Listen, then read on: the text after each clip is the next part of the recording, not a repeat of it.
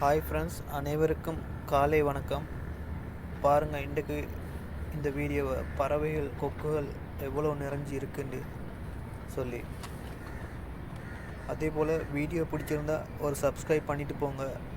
ரொம்ப ஹெல்ப்ஃபுல்லாக இருக்கும். வீடியோ பாருங்கள் நண்பர்களே.